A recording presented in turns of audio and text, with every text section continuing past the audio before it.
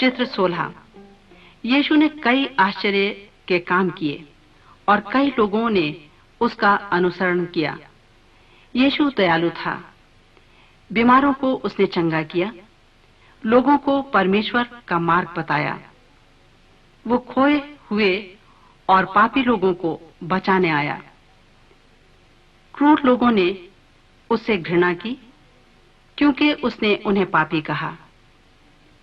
याजक लोग यीशु से जलते थे। उन्होंने विश्वास नहीं किया कि यीशु परमेश्वर का पुत्र है।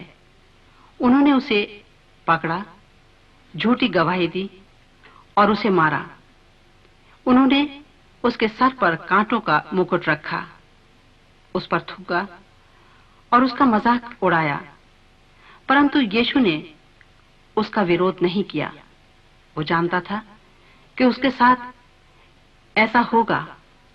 वो बुरे लोगों के द्वारा घायल किया और मारा गया। वो लोगों के पापों की सजा उठाने के लिए परमेश्वर के दिए जाने वाले बलिदान के रूप में मरने को आया था।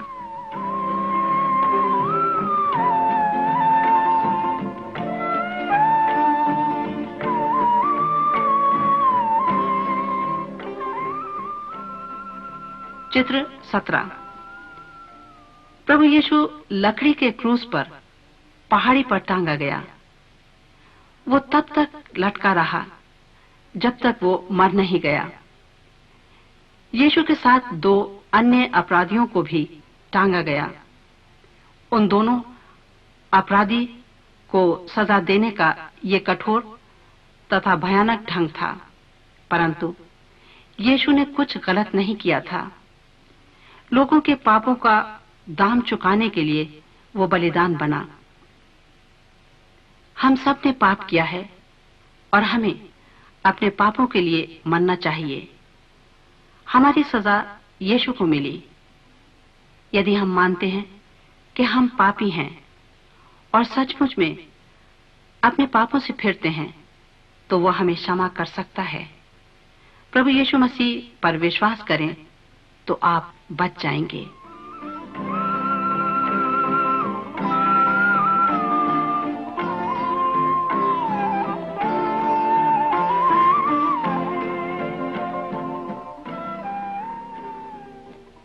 चित्र 18। यीशु के शत्रुओं ने सोचा कि उन्होंने यीशु को खत्म कर दिया है, परंतु ऐसा नहीं था।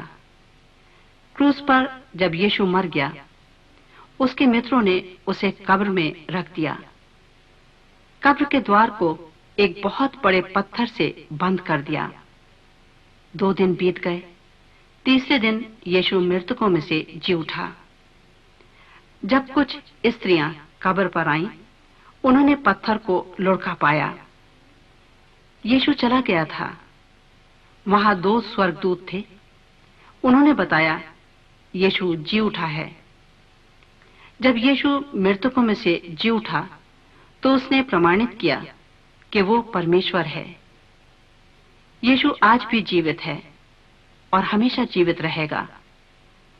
वो शैतान और मृत्यु से ज्यादा सामर्थी है।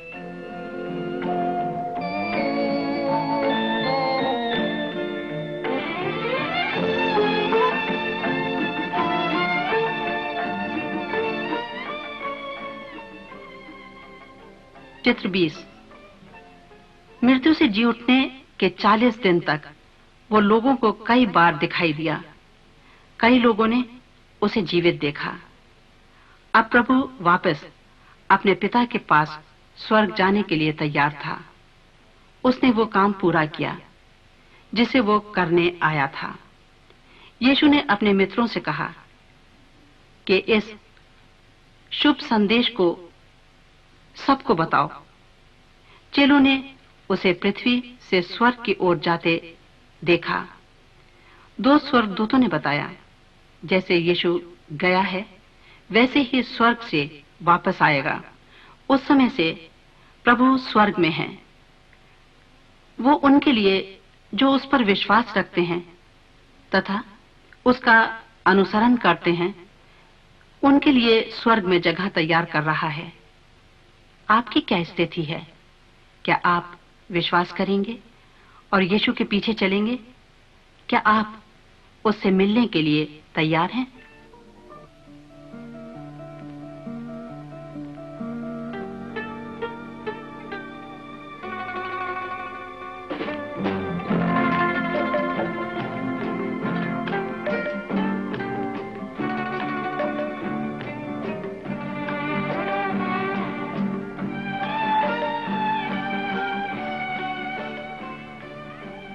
चित्र 21। मसीह यीशु क्रूस पर क्यों मरे? मसीह यीशु पापियों को पाप की सजा से बचाने के लिए मरे। मसीह यीशु ने पाप कभी नहीं किया, परंतु पाप जिसने हमें परमेश्वर से अलग किया, उसे दूर करने के लिए मसीह यीशु को मृत्यु की सजा उठानी पड़ी। क्रूस हमें स्मरण दिलाता है कि मसीह यीशु निष्कलंक, निष्पाप, पवित्र परमेश्वर का मेमना बनकर हमारे लिए बलिदान हुए। जब हम मसीह यीशु पर विश्वास करके पापों को मान लेते हैं तो हमारे पाप क्षमा हो जाते हैं। मसीह यीशु हमें परमेश्वर की संतान बना लेते हैं। विश्वासी होने के विषय अब हम अगले चित्र में देखते हैं।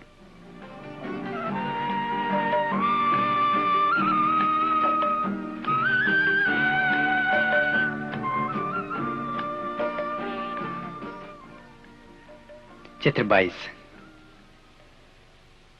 मसीह यीशु ने बताया, मार्ग दो हैं। पैदा होने वाला प्रत्येक व्यक्ति चौड़े मार्ग का राही हो जाता है। चौड़ा मार्ग विनाश, अनंत अग्नि अर्थात नरक की ओर ले जाता है। आदम से प्राप्त हमारे अंदर एक पापी स्वभाव है। यदि एक व्यक्ति इस जीवन में मसीह यीशु को ग्रहण करता और मसीह यीशु के पीछे चलने लगता है तो वह अनंत जीवन का अधिकारी हो जाता है। वह चौड़े मार्ग से सकरे मार्ग पर अग्रसर होता है, जो स्वर्ग को ले जाता है। जो सकरे मार्ग पर हैं, उनके लिए पाप का कोई दंड नहीं है। या यदि आप मसीह यीशु के पीछे चलना चाहते हैं तो आप परमेश्वर से प्रार्थना में यह कह सकते हैं, प्रिय परमेश्वर, मैं मानता हूं कि मैं पापी हूं। मैं विश्वास करता हूं कि मसीह यीशु ने क्रूस पर मेरे पापों का मूल्य चुकाया। मुझे क्षमा कर दीजिए और पवित्र करके मुझे अपने परिवार का एक सदस्य बना लीजिए। मैं संपूर्ण जीवन मसीह यीशु के पथ पर चलना चाहता हूं और मृत्यु के बाद स्वर्ग में मैं आपके साथ रहना चाहता हूं।